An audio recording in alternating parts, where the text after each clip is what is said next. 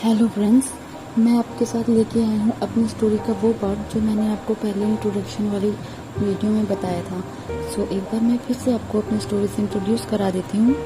इस स्टोरी का नाम है love you to the moon and back और ये मेरी ही स्टोरी है जिसे मैंने कहीं भी लिखा हुआ नहीं है। सुनाने से पहले मैं आपको इसका एक छोटा सा इंट्रोडक्शन दे दूँ। बेसिकली स्टोरी इसकी ये है कि इस स्टोरी में जो हमारी एफएल है यानी कि फीमेल लीड है वो एक माफिया क्वीन है। वो जनरली ऐसी होती नहीं है, बट कुछ सर्कमस्टेंसेस और कुछ सिचुएशंस के चलते वो एक गैंग से मिलती है और वहां जाकर के वो माफिया क्वीन में बदल जाती है। नेक्स्ट जो हमारा मेल लीड है वो एक बहुत बड़ा बिजनेसमैन है, एशिया को जो पूरा डोमिनेट करता है। You can see that Asia का बिगेस्ट बिजनेसमैन एंड एशिया की माफिया क्वीन। क्या होगा जब दोनों एक साथ आएंगे और क्या होगा जब दोनों की शादी हो जाएगी। और सबसे बड़ी बात, ये दोनों बचपन के दोस्त हैं पर उनकी दोस्ती इस कदर बिखरी हुई है कि वो अब एक दूसरे को देखना भी नहीं पसंद करते हैं। पर क्या होगा जब उन दोनों की शादी हो जाएगी। चलिए स्टार्ट करते हैं बिना किसी बकवास के। मैं स्टार्ट करती हूँ हमारा फर्स्ट चैप्टर। फूलों से सजे सेज पर बैठी एम्बर ये सोच रही थी कि जिंदगी ने उसे किस मोड़ पे लाके खड़ा कर दिया है। उसने तो ऐसा कभी भी नहीं सोचा था कि लाइफ में वो कभी ऐसा पल भी देखेगी। जो पर्सन उसे इतनी नफरत करता है वो उससे एक दिन शादी कर लेगी और शादी करने के बाद वो इस तरीके से गुलाब से सजे बेड पर बैठी हुई होगी। बट वो गुलाब उसे कुछ कांटों से कम नहीं लग रहे थे, क्योंकि उसे पता था जिससे उसकी शादी हुई है वो उसे बिल्कुल भी पसंद नहीं करता है। वो ये सब अभी सोच ही रही थी कि पैम रूम का डोर एक तेज आवाज के साथ खुलता है और लियाम रूम में गुस्से से आता है। वो आते ही उसका हाथ पकड़ता है, उसे बेड से नीचे उतार देता है। तुम अपने आप को समझती क्या हो एम्बर? मैंने जब तुम्हें पहले ही कहा था कि मैं तुम्हें बिल्कुल भी पसंद नहीं करता, तो तुम्हारी हिम्मत कैसे हुई शादी के लिए हाँ कहने की? लियाम पहले मेरी बात तो सुनो, मैं कहना क्या चाह रही हूँ। मेरी बात सुनो, तुम्हारी बात सुनो। तुम्हें क्या लगता है इतना सब कुछ होने के बाद अब मैं तुमसे कुछ और सुनना चाहूंगा? मैंने तुमसे पहले ही कह दिया था कि मेरे लिए तुम्हारे पास नफरत के सिवा और कुछ भी नहीं है। पर तुम्हारी हिम्मत कैसे हुई इस शादी के लिए हाँ करने की और मुझे बेवकूफ बनाने की? तुमने मुझसे प्रॉमिस किया था कि तुम ऐसा नहीं करोगी और तुम बेवकूफों की तरह मेरी जिंदगी में चली आई। तुम्हें पता है ना मेरे लिए इस शादी के लिए कोई भी मायने नहीं है। क्या तुम्हें बिल्कुल भी शर्म नहीं आई? क्या तुम सच में वैसे ही हो जैसा मैंने सोचा था? क्या तुम सच में एक गिरी हुई और घटिया लड़की हो? एम्बर ये सब सुन के बिल्कुल शॉक्ड रह जाती है। ऐसा तो नहीं था कि लियाम उसे जानता नहीं था। वो दोनों आखिरकार बचपन के दोस्त थे। फिर वो उसके लिए इतना बुरा भला क्यों कह रहा था? आखिर उसने ऐसा क्या किया था जो उसके लिए उसके मन में इतनी ज्यादा कड़वाहट भरी हुई थी? वो इन सब सवालों का जवाब चाहती थी, पर अभी जो उसे दर्द हो रहा था उसके पकड़ने से, वो उसे छुटकारा चाहती थी। लियाम तुम मुझे छोड़ो प्लीज, मुझे बहुत ज्यादा दर्द हो रहा है। मैं नहीं चाहती कि तुम कुछ ऐसा करो कि तुम्हें बाद में रिग्रेट हो। एम्बर ऐसा कह के उससे अपना हाथ छिड़कने की कोशिश करती है, पर ऐसा लग रहा था कि लियाम आज उसे छोड़ने के मूड में बिल्कुल भी नहीं था। वो कहता है, तुम्हें क्या लगता है मैं तुम्हें यूं ही जाने दूंगा? आज तो तुम इस रूम में बिल्कुल भी नहीं रह सकती हो। और ये गुलाब, ये मुझे कांटों की तरह लगते हैं।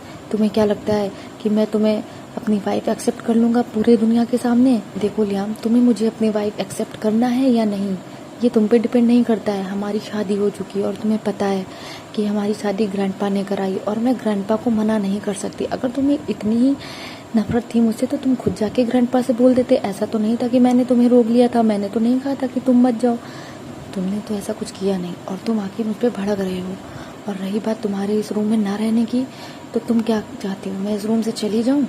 फाइन, मैं चली जाऊंगी, पर सवालों के जवाब तो तुम्हें देने होंगे, क्योंकि लियाम मैं तो सीधा कह दूंगी कि इस एम्बर को उसके हस्बैंड लियाम ने रूम से बाहर फेंक दिया है।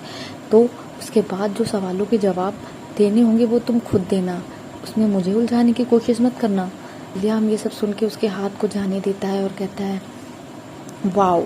वो उसे एक नज़र ऊपर से नीचे तक देखता है और कहता है, मैं तुम्हारे बारे में बिल्कुल भी गलत नहीं था। तुम आखिर वैसी ही हो जैसा मैंने सोचा था, एक चालू चंट और कनिंग लड़की। तुम्हारे पास तो बहुत सारे तरीके हैं मुझे फंसाने के। मुझे तो समझ में नहीं आ रहा है कि तुम्हें आखिर मुझसे चाहिए क्या। तुम्हारे पास भी वो सब कुछ है जो मेरे पास है, फिर तुम्हें ऐसा मुझसे क्या चाहिए था जो तुमने मुझसे शादी की? वो इतना कहकर अपने रूम के साइड में बने पूल एरिया का डोर खोलता है और कहता है, तुम्हें क्या लगता है कि अगर मैं तुम्हें रूम से बाहर नहीं फेंक पाया तो तुम इस रूम में रह जाओगी? बिल्कुल नहीं। अगर मैं तुम्हें इस रूम से बाहर नहीं फेंक सकता ना तो मैं तुम्हें इस रूम में रहने भी नहीं दूंगा। इतना कहकर लियाम बेड साइड जाता है और एक पिलो उठाता है और उसका हाथ पकड़ के पूल साइड तक खींचते हुए लेके जाता है। आज रात तुम यहीं बिताओगी, तुम सारी रात इन तारों के नीचे ठंडी और सर्द हवाओं में अपनी रात काटोगी ना, तब तुम्हें पता लगेगा कि आखिर मेरे दिल पे क्या बीत रही है। तुम्हें भी तो समझ में आना चाहिए कि मुझे कितना दुख हो रहा है। मैं तुमसे जितनी नफरत करता हूँ तुम्हें भी तो उसका एक अंश फील तो होना ही चाहिए ना।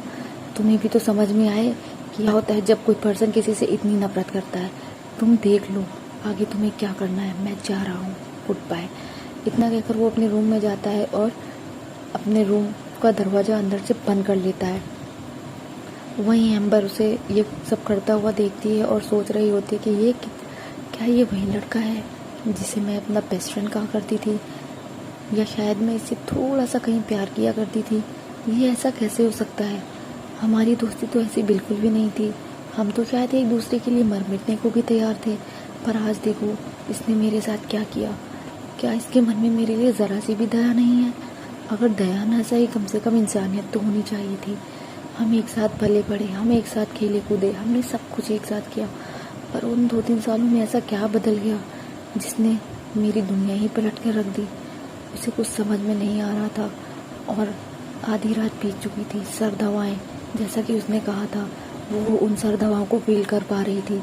उसे समझ नहीं आ रहा था कि वो इस ठंड को कैसे रोके। आखिरकार वो सारी सुख सुविधाओं में पली बड़ी थी। माना कि उसने कुछ समय ऐसे काटे हैं जो एक कॉमन मैन ने भी नहीं कभी काटे होंगे, लेकिन ऐसा समय उसने कभी नहीं सोचा था कि लियाम के रहते उसे ये दिन भी देखना पड़ेगा।